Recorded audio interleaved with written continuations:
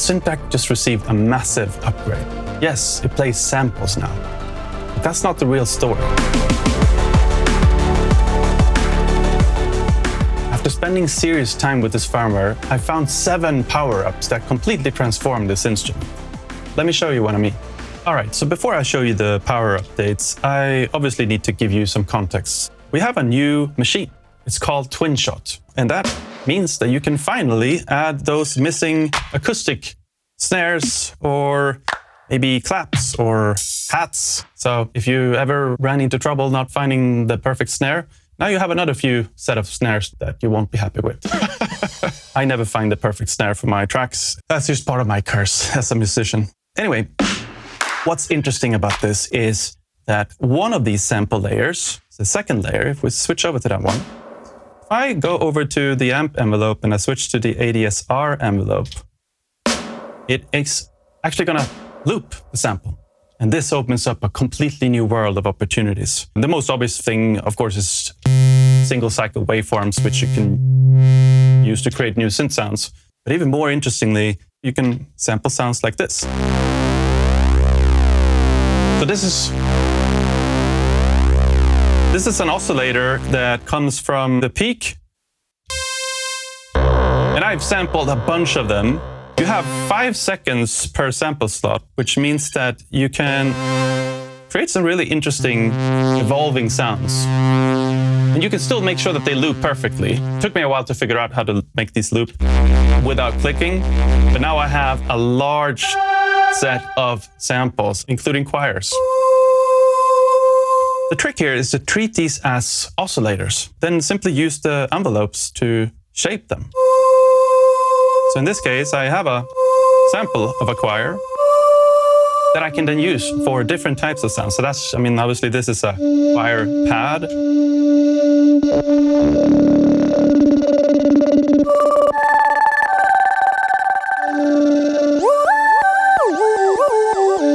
Lots of things you can play around with.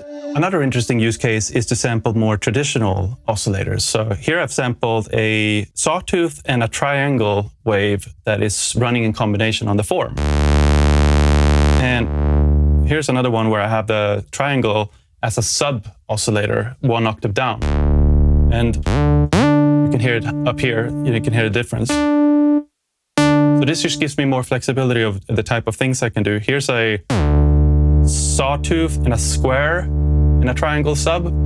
So this can be really interesting for bass sounds. You can really bring in some heat with this type of thing. So use case here could be to, so here, now I'm using this sample as the oscillator for this sound.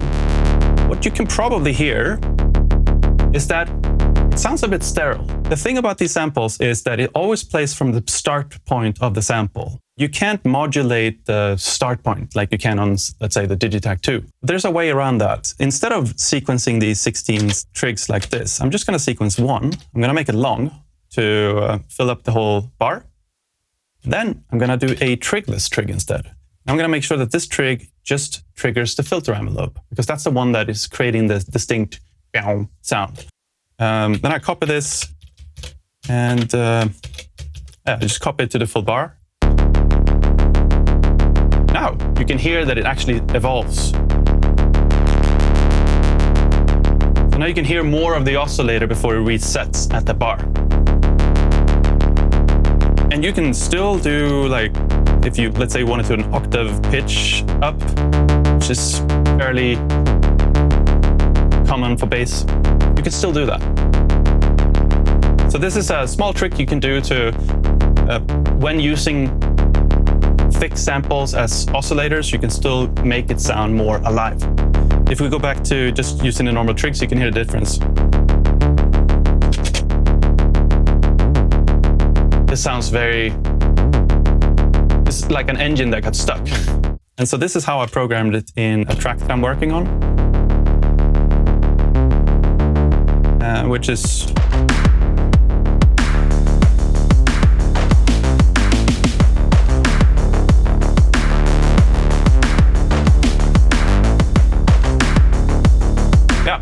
it just is another palette of sound that I can now use in my music, which is so cool. Let's switch to Power Up 2. I call Power Up 2 the Morph Engine, which is the ability to transform the sound completely by pairing up two different samples and then morphing between them with this crossfade parameter. So here I have a sound. Do I? Here's the sound. It's a better sound. It's a choir. And if I crossfade over to slot number 1, I get a very different sound. Now again, slot number 1 doesn't loop. So instead of looping, I actually have a decay here, which means that it fades away after some time, just to make it sound less abrupt when it stops. But the idea here is, obviously very straightforward. You can create sequences with these types of sounds, and then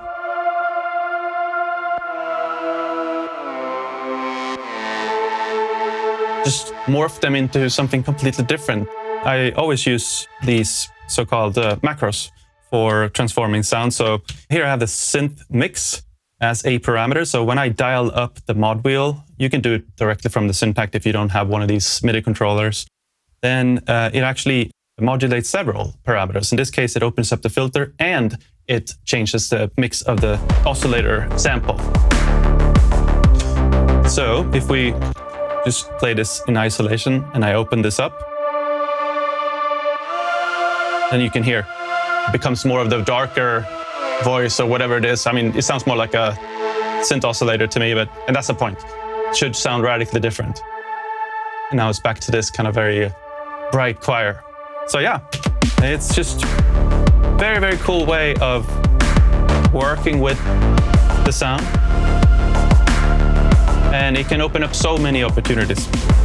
If you haven't explored these macros, I highly recommend that you do so. They're incredibly useful. I have a separate tutorial that you can check out to learn how to set these up and how to make them as useful as possible. Let's switch to Power Up 3. Power Up 3 is about harmonic stacking. And to be fair, this is something that was possible with some other synth machines as well. For example, Bits on the digital side could do it, but those sounds are obviously more limited. We're talking about placing two separate oscillators in different notes. Now, because you have access to so many new interesting sounds, this is a piano that I sampled from the Astrolab. I can now place two of these in different pitches. So you can see the tuning is different on sample 1 and 2. If I place it in the middle, it's going to play both of these piano sounds in different pitches. So I'm able now to play a chord with just one voice.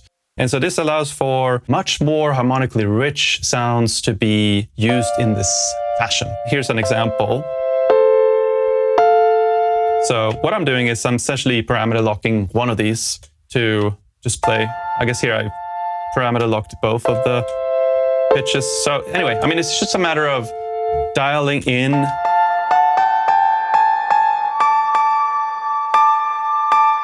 like that. It's just a different chord. So in context with music, this is how that sounds like. And what's cool about it is also, because I have these piano sounds, maybe I don't always want the brighter note to be as bright. I can even control that, and I can do it on a per chord basis. So it's really flexible. And yeah, I just think it sounds great to finally have a piano on the Syntakt. It's just really cool.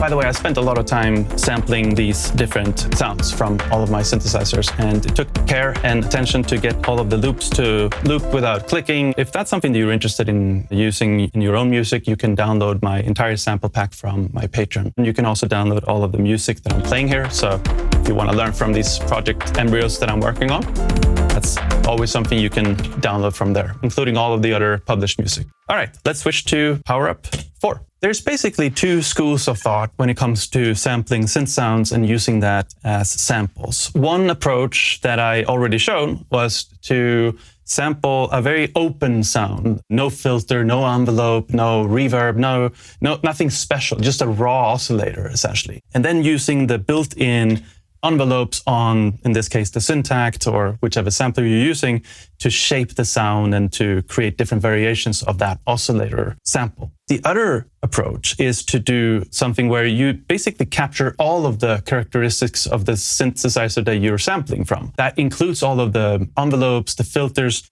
and oftentimes that is the thing that distinguishes a particular synth. So when you do that, you capture all of that into the sample itself. So here's an example of it. This is a sample that I grabbed from the Astrolab. It's called Particle. It's one of my favorite presets on that. It's from the Prophet, which is one of those synths that I wish I owned, but at least I have an Astrolab that can sample it. And now I have a Syntakt that can play the Prophet as well. If you listen to this sound, it includes reverb, it includes a lot of stuff with a filter envelope that is sort of filtering down. And yeah, this is just a way to immediately use your favorite sounds in your productions.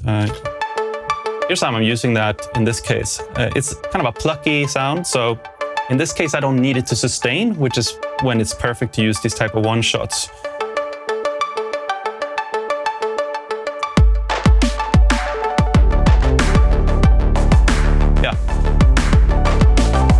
And this is also an example of the morphing.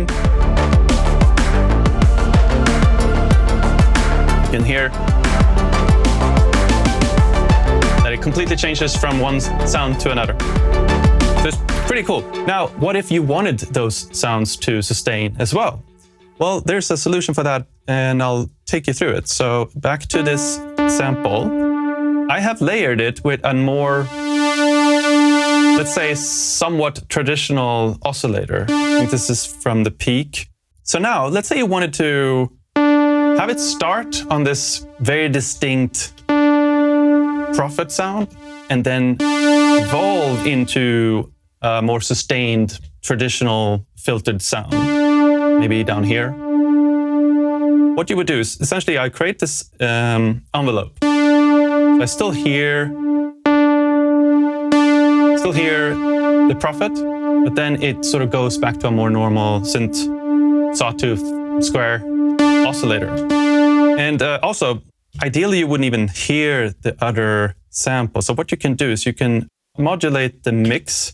And let me show you this. I mean, it's a bit advanced maybe, but this is one way to do it. So essentially now, I've set it so that this sample is fading in, whereas this the Prophet sample is playing from the get-go, from the attack. So if you hear the difference, now you hear the other oscillator that kind of is meant to just be in the background. So you can dial this in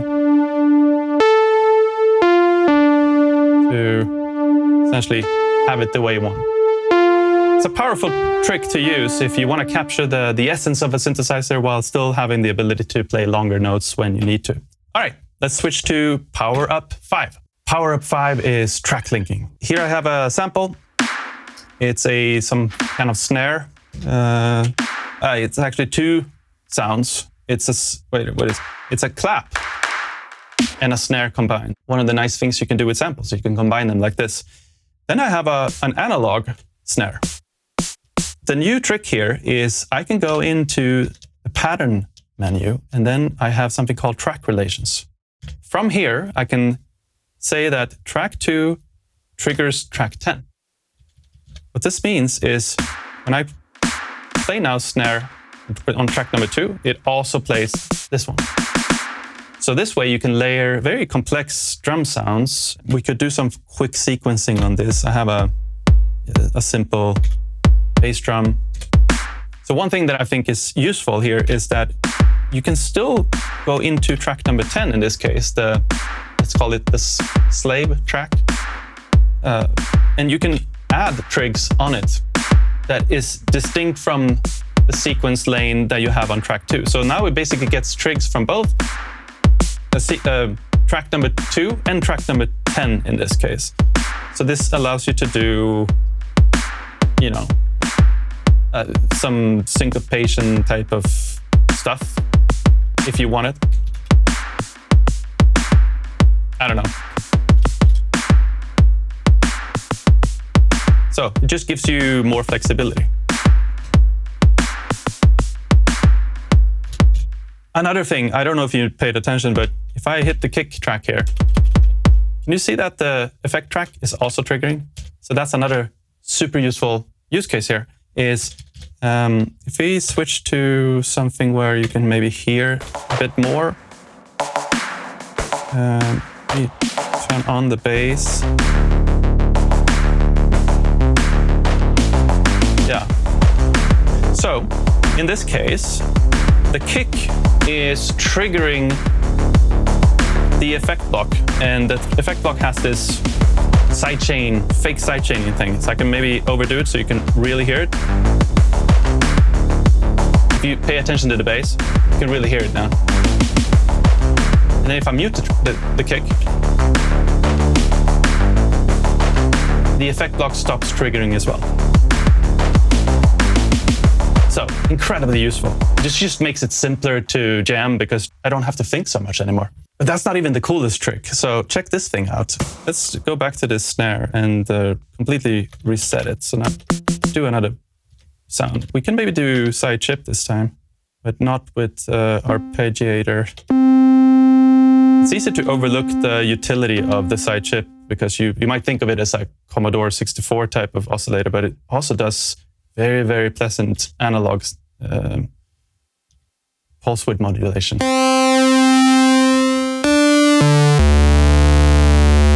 Now let's route this into the effect block. So now track number 10 is going into the effect block, and let's turn off the sidechaining stuff that I just played around with. So now if I play this sound, I can, instead of using the envelope on track 10, I can now decide to use it on the effect track instead.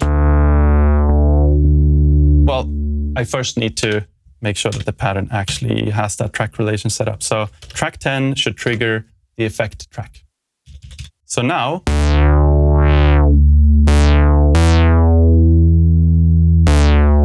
I basically got a 4-pole filter on this side chip track, which is really cool. And I mean, you can use this also for digital tracks. So let's clear a digital track and maybe switch to Swarm. Remember to switch to the ADSR, otherwise it doesn't function very well with synth sounds. Again, keep this open. Route track number 5 to the effect block, and then again, make it so that track 5 also triggers the effect track. So now I have an analog envelope controlling a size swarm. That can be really cool. Like now I can do kind of super bassy sounds with a swarm. And yeah, it's just, this opens up so many possibilities for sound design.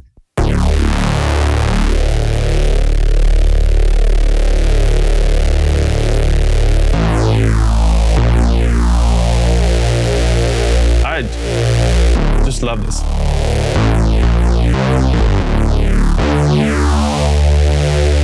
By the way, you can still use this envelope too if you want to, right? So you have 2.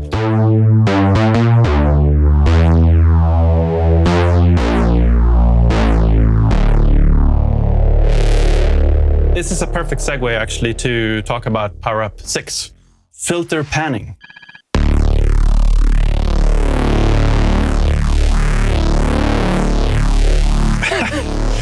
It's so cool. I don't know if this is the way you're supposed to use it, but it just sounds great. So you can modulate this, obviously. That's probably better in this case. I mean, if anyone ever complained about the Syntakt oscillators being too mono, upgrade your firmware. We're not even kidding anymore. This is even too much for my ears, but it's so cool. You can maybe do some filter frequency modulation as well.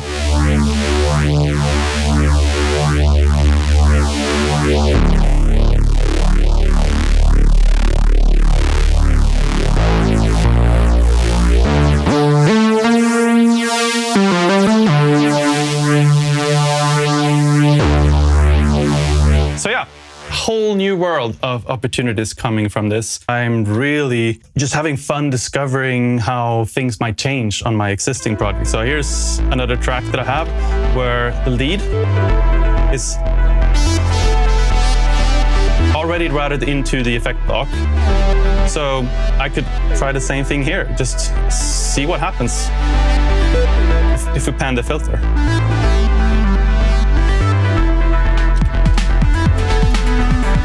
And maybe some filter modulation as well. I mean, it's...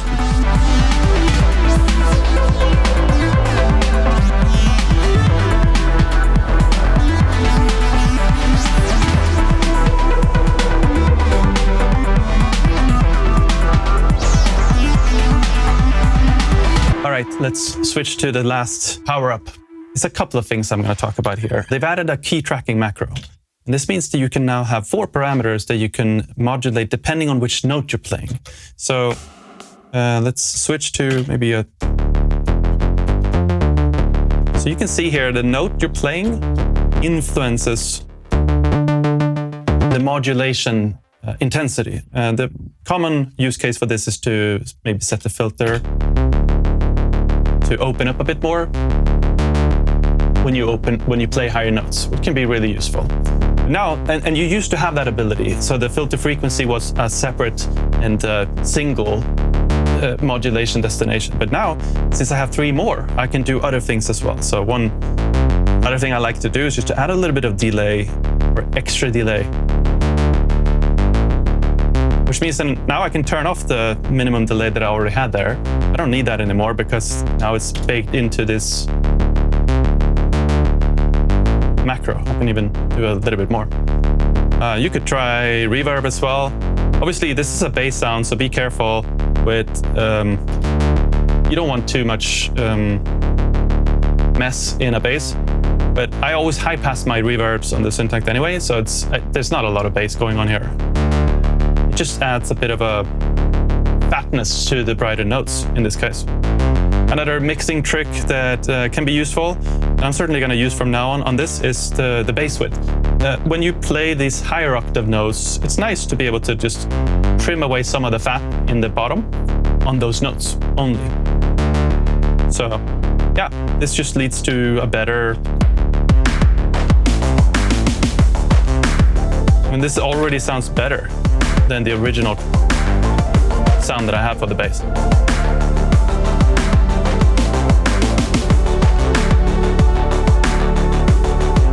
Yeah.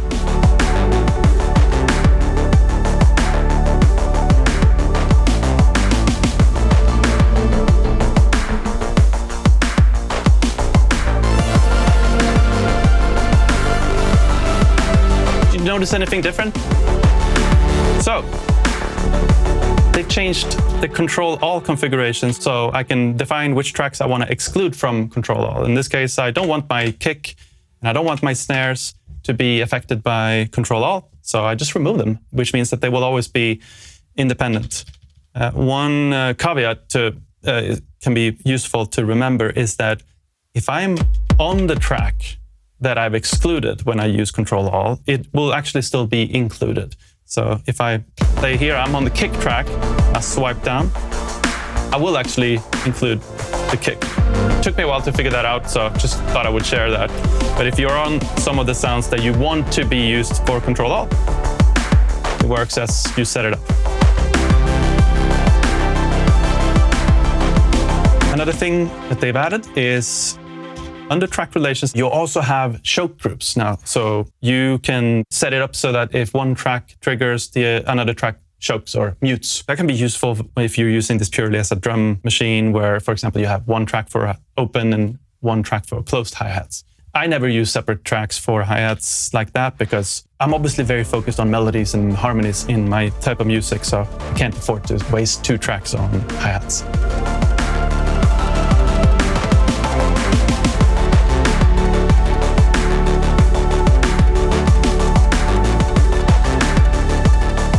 If you haven't already upgraded your Syntakt, you have something to do today, and I hope you have fun. This is something that has completely changed my view of the Syntakt. It's so much more versatile now. I've I feel like I barely scratched the surface. I've had this beta for the last couple of weeks. Thank you, Elektron, for allowing me to test your software. What can I say? Download it and have fun with it. If this video was helpful, I would appreciate a like and subscribe. Be sure to check out my Patreon if you want to download the project files that I'm using here, as well as obviously the samples that are necessary in order for you to play those projects. With that said, thank you so much for watching, and I'll see you in the next one.